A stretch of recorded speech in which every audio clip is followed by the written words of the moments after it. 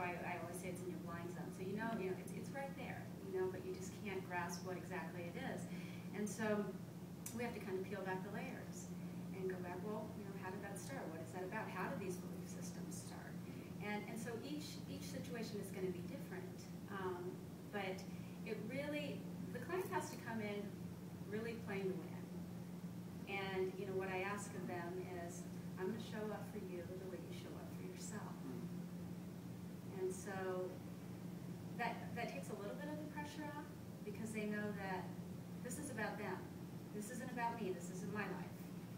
I think it's a really important point. I guess what's coming up for me around that is a person at the point of willingness to really help themselves. And I've seen sometimes kids have to go to therapy because their parents want them to go to therapy, or maybe a kid goes to like a drug rehab or something because their parents make them go there.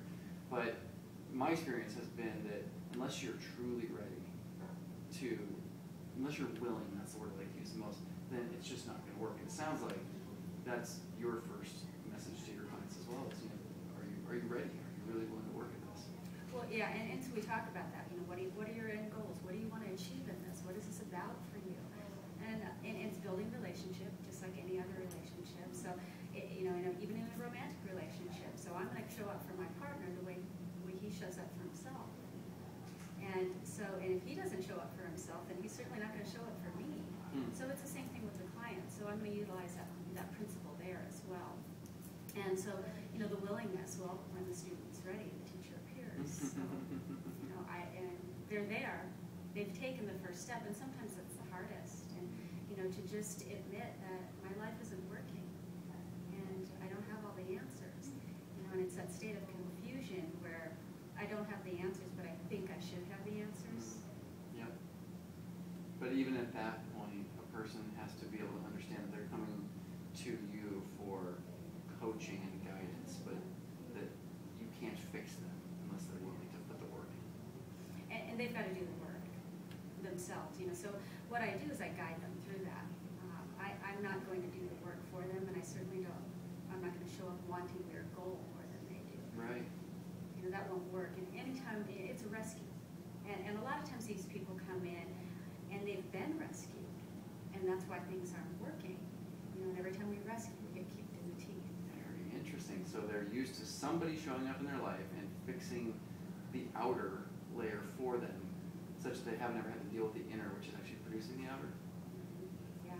And that's actually how a lot of my business got started in the early years, because they would come in and aesthetically, I was living here in LA at the time, and so everybody was about to look and wanting to look a certain way, and so they would come in. What?